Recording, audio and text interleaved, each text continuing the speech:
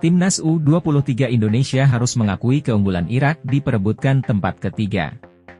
Timnas Indonesia U23 kalah dari Irak U23 dalam perebutan juara 3 Piala Asia U23 2024. Indonesia kalah 1-2 dari Irak lewat babak perpanjangan waktu. Berkat hasil ini, Irak menjadi juara 3 Piala Asia U23 2024 dan lolos ke Olimpiade 2024. Sementara Timnas Indonesia masih bisa bermain di Olimpiade 2024 namun harus melakoni babak playoff pada 9 Mei. Usai pertandingan, pelatih Timnas Indonesia U23, Shin Tae-yong mengakui bahwa timnya tak punya kemewahan perihal kedalaman pemain seperti beberapa kontestan lain. Saya pikir Irak bermain bagus pada babak kedua.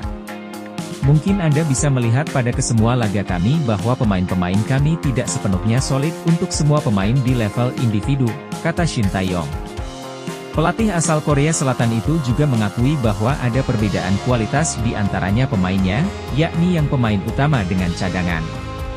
Shin Tae-yong menyebut untuk beberapa hari ini dia akan memberikan istirahat tanpa menyentuh bola, dan semaksimal mungkin mengangkat mental para pemainnya.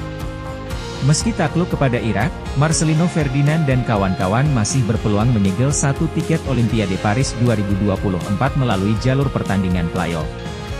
Indonesia akan melawan peringkat keempat Piala Afrika U23 2023, Gini, pada 9 Mei mendatang di Jepang. Marcelino Ferdinand menjadi sorotan ketika Indonesia tumbang dari Irak. Marcelino Ferdinand menjadi pelampiasan kekesalan netizen di media sosial. Pemain KMSK DNZ itu dianggap bermain individualis di laga melawan Irak. Marcelino Ferdinand dicap egois yang membuat serangan Indonesia kerap patah. Menurut situs AFC, Marcelino cukup rajin di laga melawan Irak. Ia membuat 57 operan, memenangkan 12 kali duel perebutan bola, melepaskan 5 shots, dan 1 yang on target. Namun keegoisan di lapangan membuat serangan timnas tidak berjalan dengan baik. Marcel kerap individualis dan tak mau membagi bola ke pemain lain. Marcelino beberapa kali terlihat salah mengambil keputusan dalam mengoper bola. Dia juga kerap memaksakan melakukan tembakan langsung ke gawang. Padahal ada pemain lain timnas Indonesia U23 yang berada di posisi bebas sehingga lebih bisa memanfaatkan peluang itu untuk menjadi gol. Maka dari itu Shin Tae-yong harus tegas kepada Marcelino untuk tidak mengajak emas kepada salah satu pemain. ST harus berani mencadangkan pemain yang individualis dan tidak bermain secara tim. Presiden FIFA, Gianni Infantino menyinggung sarang mafia di sepak bola. Adanya gelombang protes di Piala Asia membuat FIFA tidak tinggal diam. Apalagi melihat pertandingan antara Indonesia versus Uzbekistan yang penuh kontroversi. Selama pertandingan berlangsung, wasit Shin Yinha membuat keputusan yang merugikan timnas Indonesia. Presiden FIFA Gianni Infantino menjelaskan, lingkup sepak bola yang indah, seharusnya tidak ada sarang-sarang mafia di dalamnya. FIFA akan melakukan investigasi menyeluruh untuk menyelidiki tindak kecurangan sepak bola Piala Asia U23 2024 untuk membatalkan sebuah hasil pertandingan.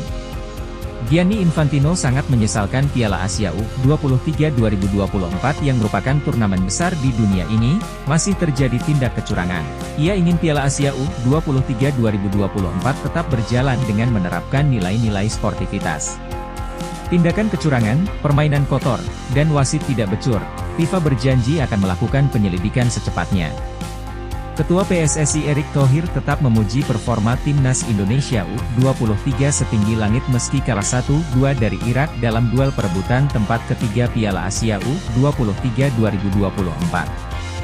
Indonesia dipaksa menyerah 1-2 dari Irak dalam permainan 120 menit di Stadion Abdullah bin Khalifa.